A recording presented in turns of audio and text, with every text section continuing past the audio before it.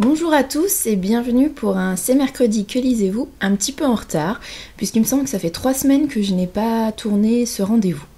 Donc je vais essayer de rattraper un petit peu mon retard. J'ai 6 livres à vous présenter, 7.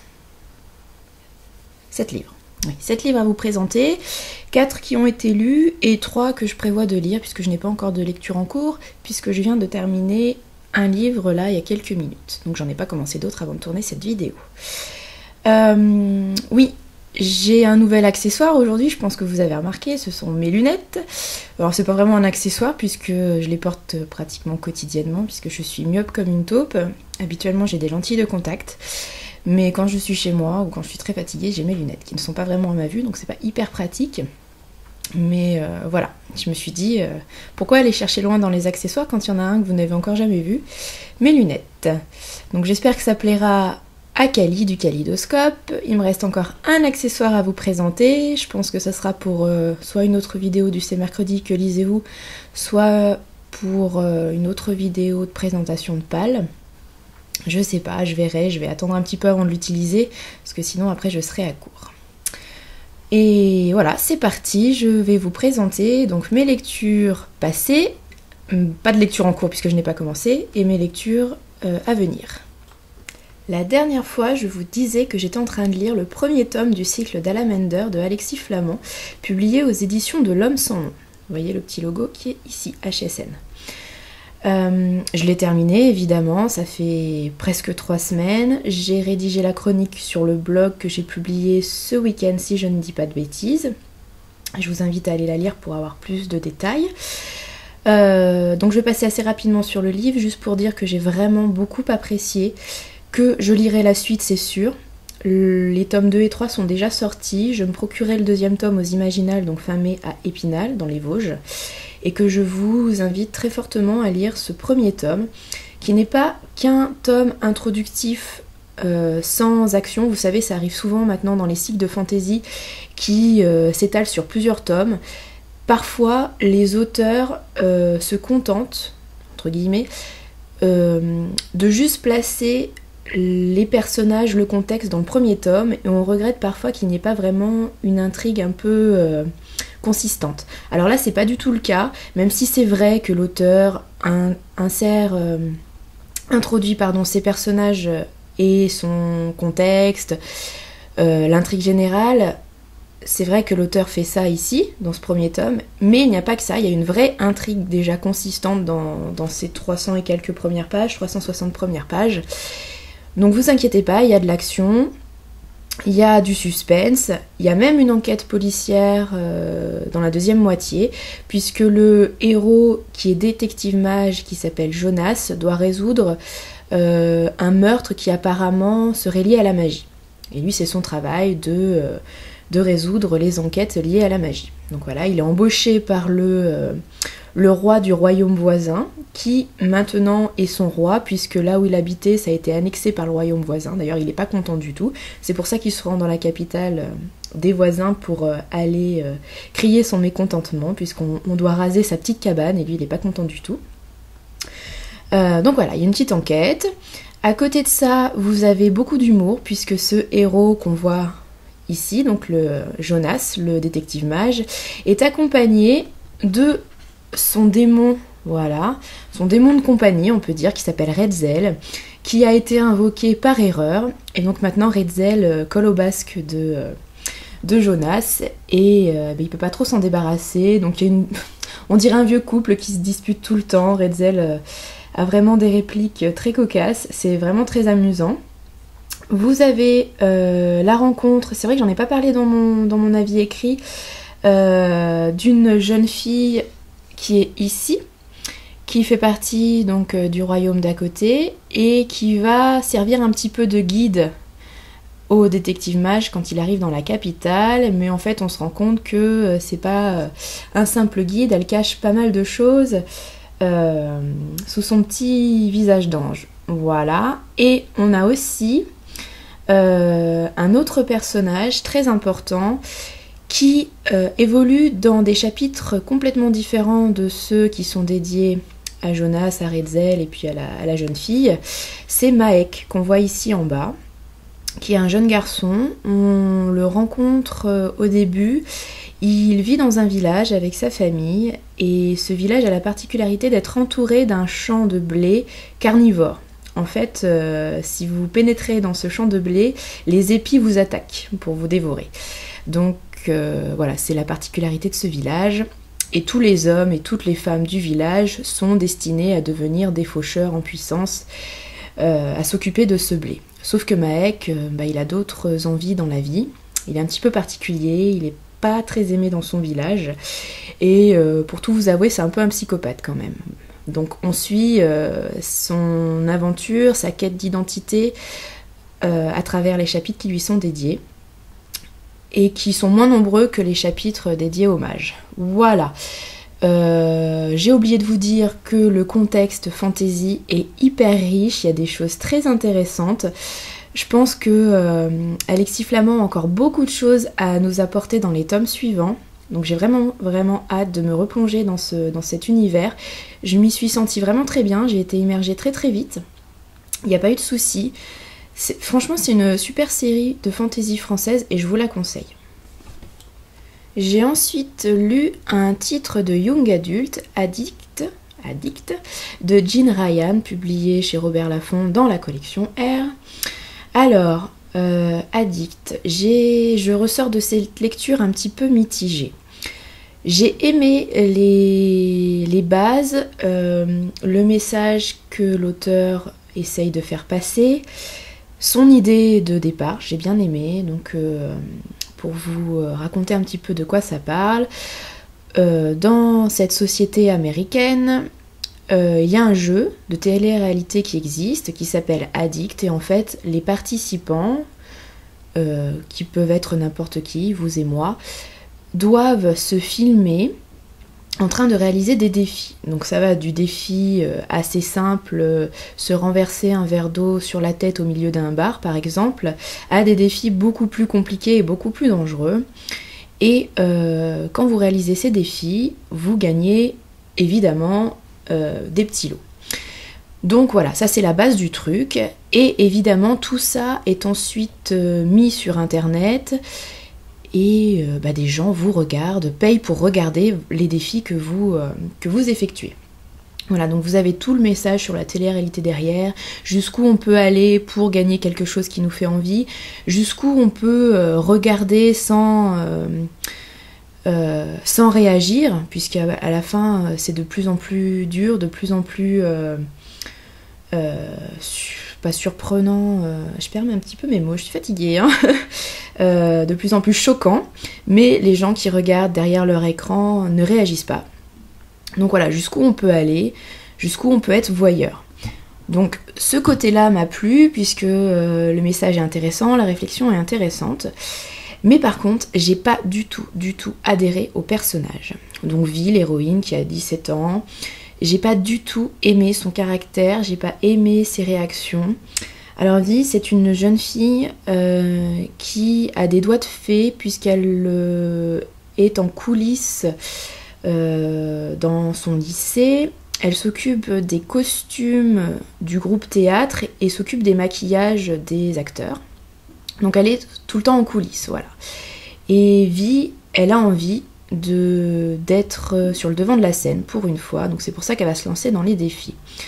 Vi est très jalouse, très envieuse de sa meilleure amie qui, elle, évidemment, est le stéréotype de la fille populaire aux États-Unis, donc grande blonde, très bien faite, populaire, qui évidemment a tous les joueurs de foot à sa solde.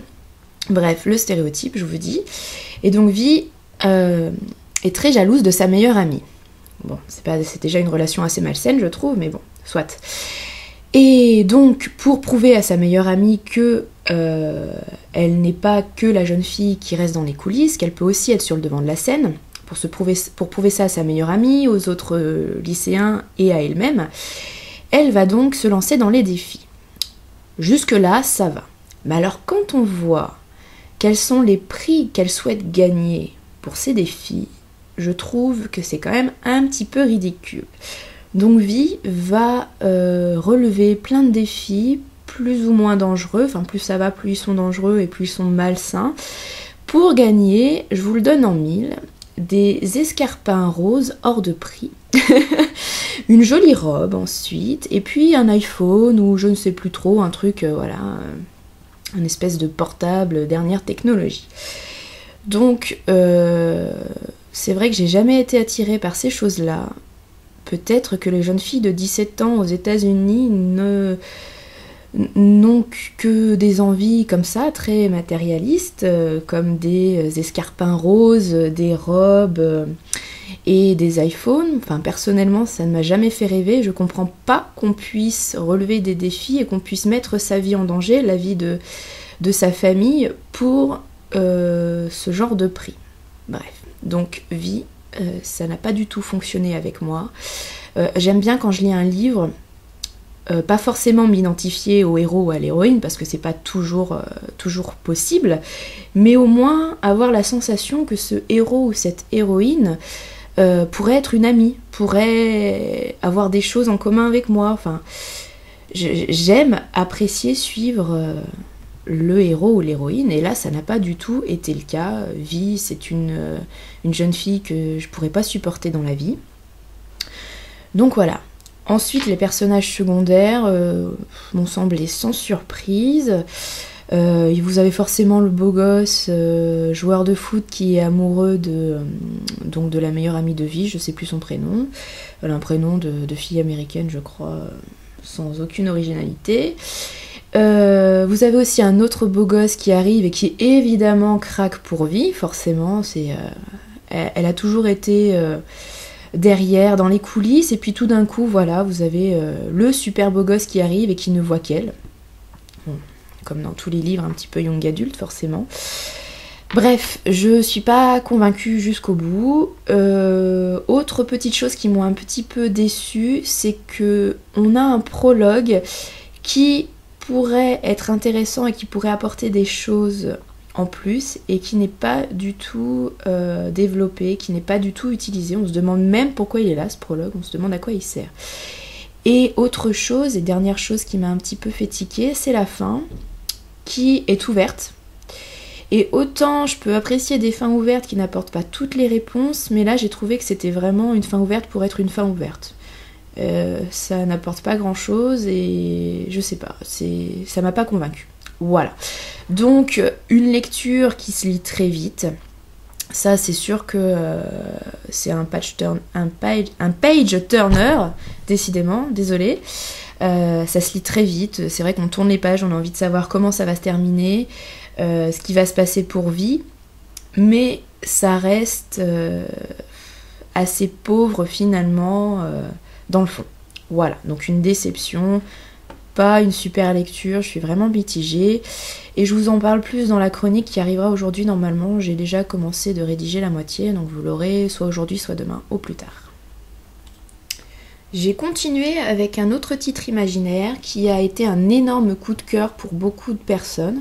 Alors c'est un premier tome d'une saga qui s'appelle, si je ne dis pas de bêtises, Les Portes du Secret, je crois, j'espère que je ne dis pas de bêtises, mais qui est surtout connue par son sous-titre Le Poison écarlate de Maria V. Snyder. Donc là vous voyez, c'est l'ancienne édition d'Arkis. J'ai appris que la trilogie, parce qu'il me semble que c'est une trilogie, va être rééditée à l'automne prochain, toujours chez Darkis, mais en format poche cette fois.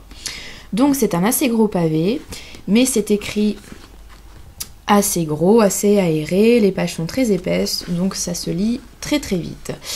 Alors pour moi ça n'a pas été un coup de cœur. J'ai beaucoup aimé, c'est très distrayant, c'est pas mal écrit, pas mal construit, l'héroïne est assez attachante contrairement à l'héroïne précédente.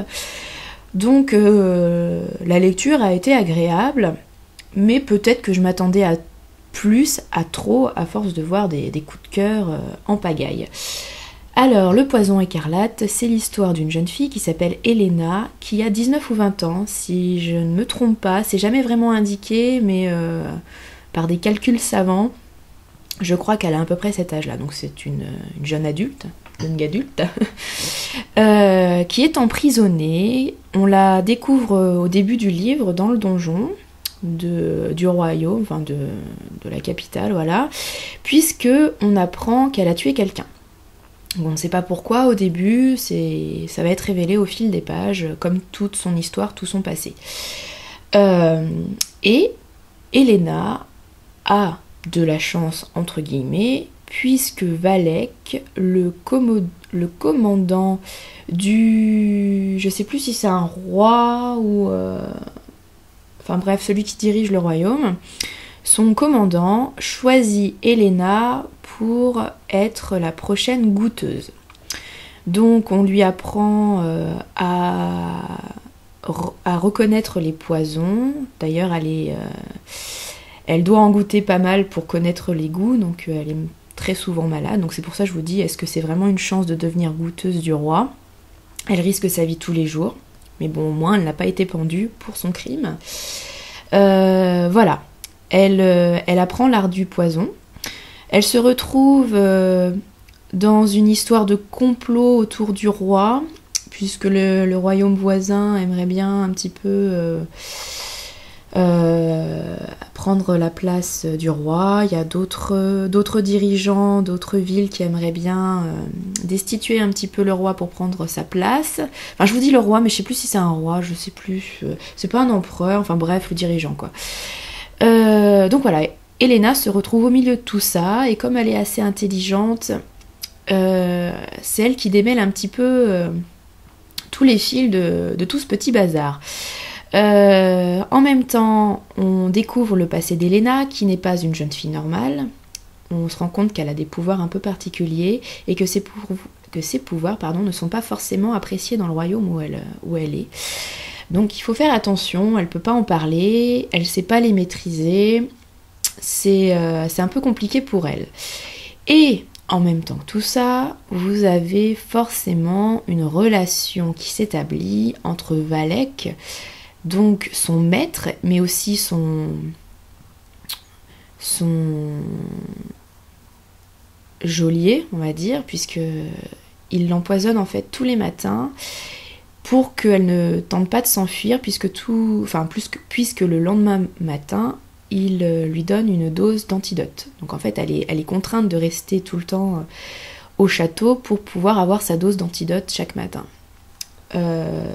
Voilà, donc on a une relation un petit peu particulière qui se noue entre eux. C'est pas forcément hyper original, on se doute comment ça va se terminer, mais j'ai trouvé la relation assez bien amenée, assez bien construite.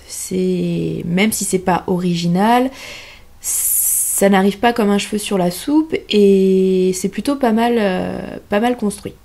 Voilà. J'ai bien apprécié la plume, ou la traduction, hein, puisque forcément je lis en français. Je vous dis, c'est pas mal écrit, ça se lit très très bien, c'est pas non plus simpliste.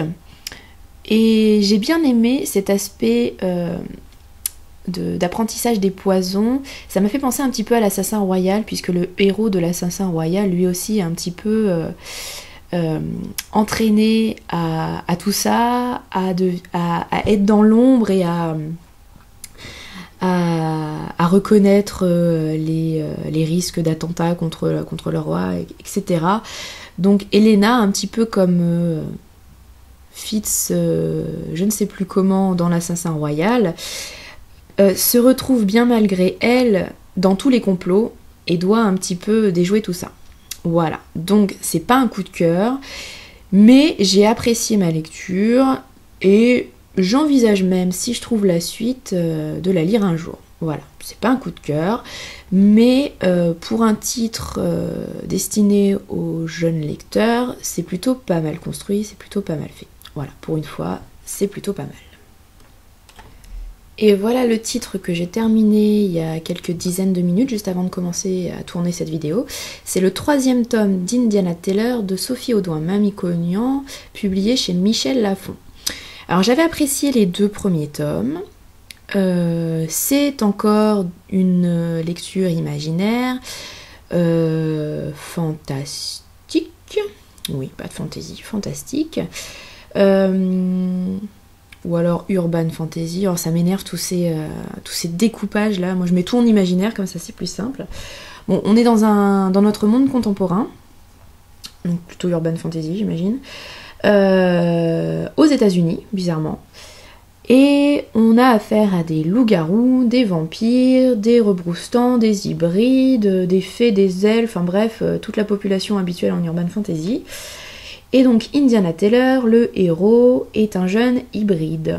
Son père était un loup-garou et sa mère est une rebroustant, c'est-à-dire qu'elle peut voyager dans le temps et l'espace, à sa guise ou presque. Si on maîtrise le pouvoir, on peut aller où on veut, quand on veut.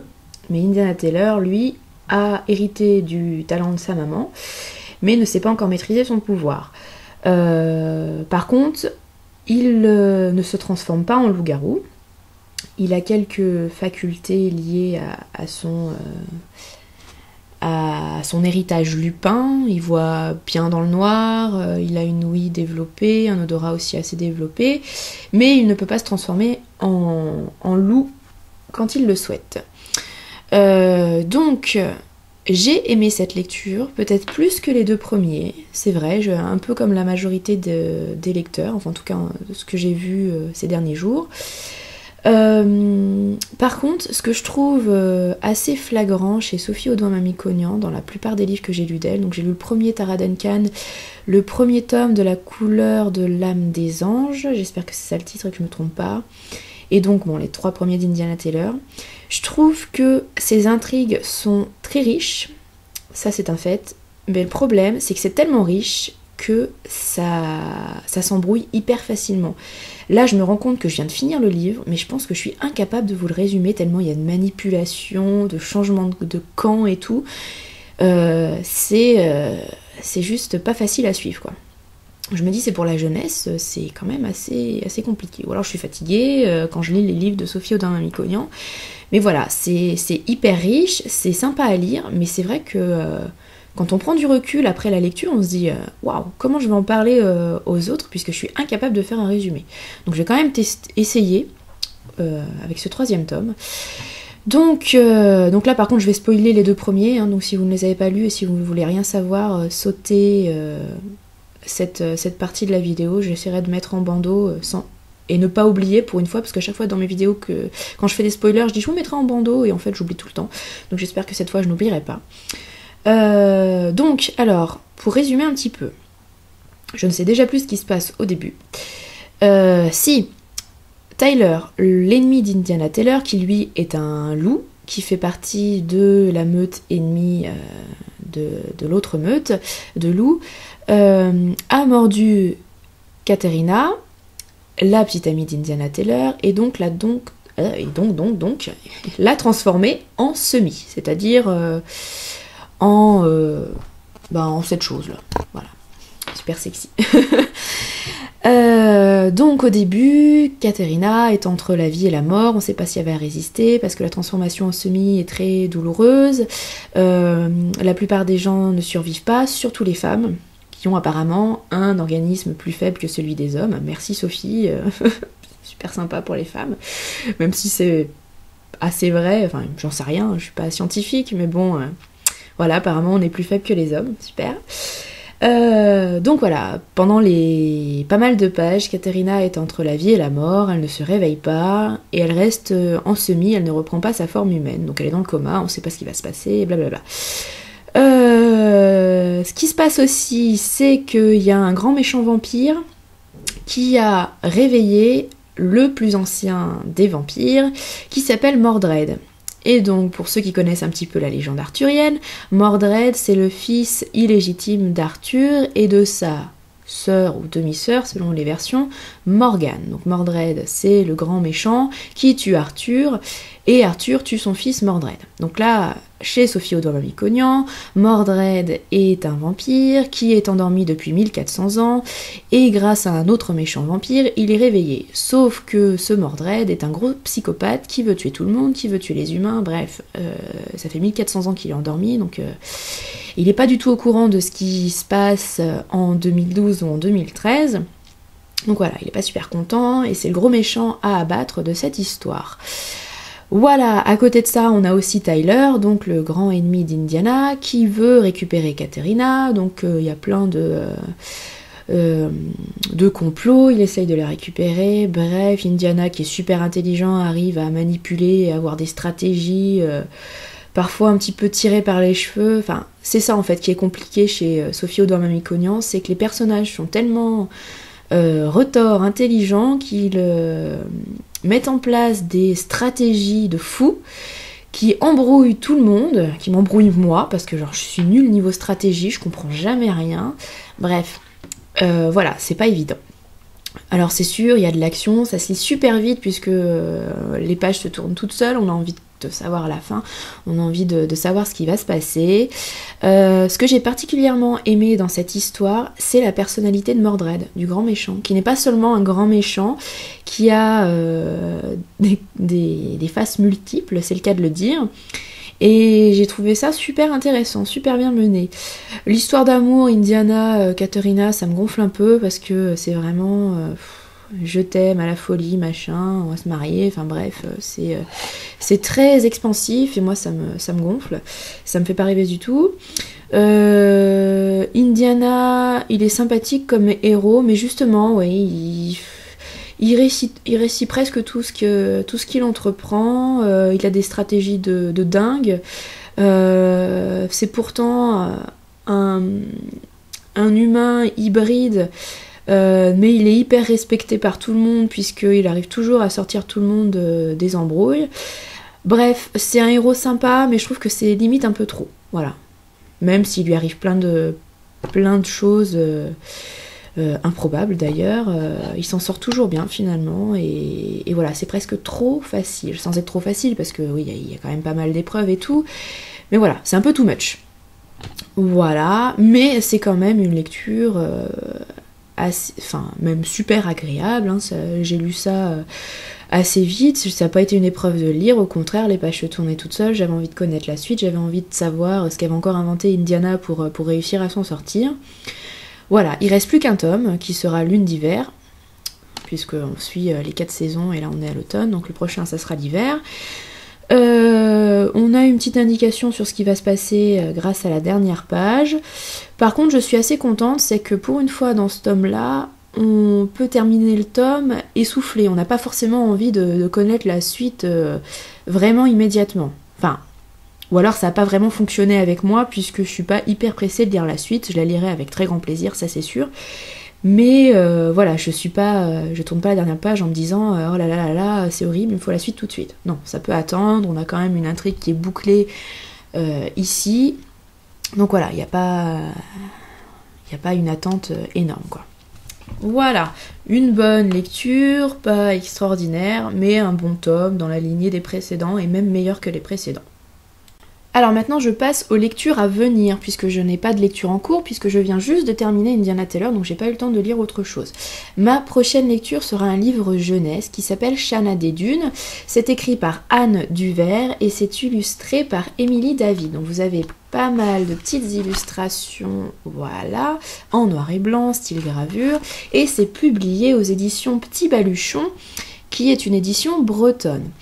Donc c'est un livre jeunesse, vraiment destiné aux plus jeunes. C'est un petit peu historique puisque ça se passe au 19e siècle et ça parle de magiciens, de dons de divination, et tout ça se passe à Brocéliande. Donc plein de choses qui devraient me plaire. J'ai vraiment très envie de le lire, et comme il est court et comme c'est écrit, c'est un livre jeunesse, donc je veux dire, ça va pas être très long à lire. J'aimerais bien le dévorer aujourd'hui, parce que j'ai très envie de lire, et ces dernières semaines, ça a été assez dur pour moi de trouver du temps pour lire. Donc là, j'ai vraiment envie d'avoir le temps pour ça. Je vous en parle très très vite, j'espère.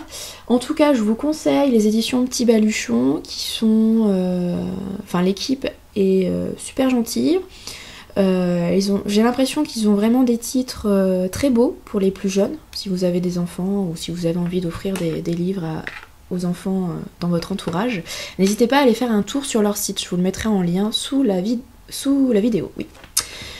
Ensuite, deuxième lecture prévue, et j'espère pouvoir le commencer ce week-end, c'est le premier tome de Quelle de Andrea Schwartz. Oui, je ne fais pas de faute. Publié aux éditions Rebelle. Donc si j'ai envie de le commencer avant ce week-end et si j'ai envie d'avancer absolument, c'est parce que l'auteur sera présente à la librairie Trop-Lune à Lyon, dans le 7e arrondissement, vers le métro Saxe-Gambetta, pour ceux qui sont dans le coin.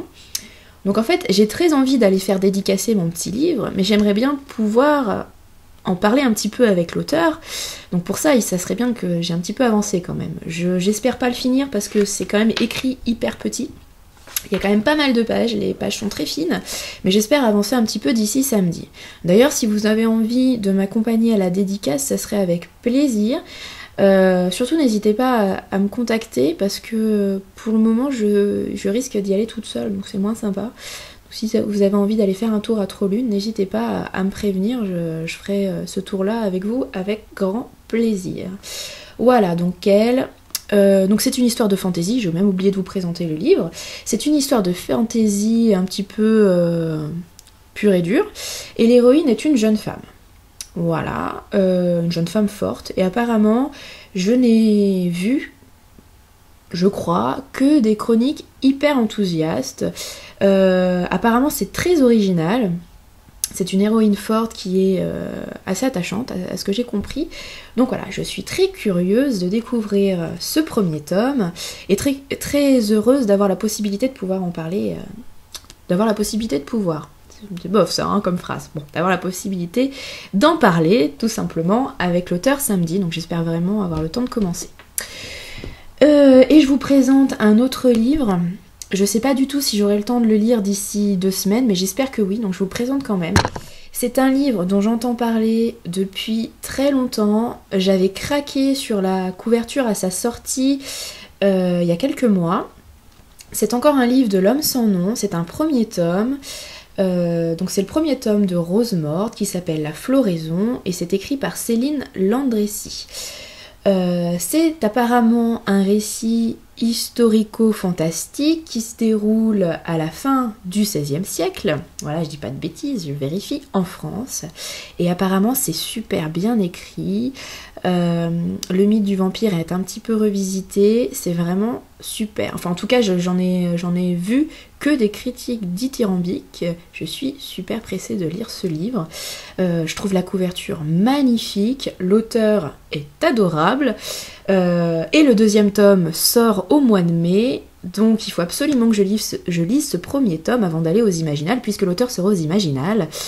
Donc voilà, c'est vraiment une lecture qui me fait super envie, je ne l'ai reçu qu'hier, mais je le mets directement dans ma palle urgente.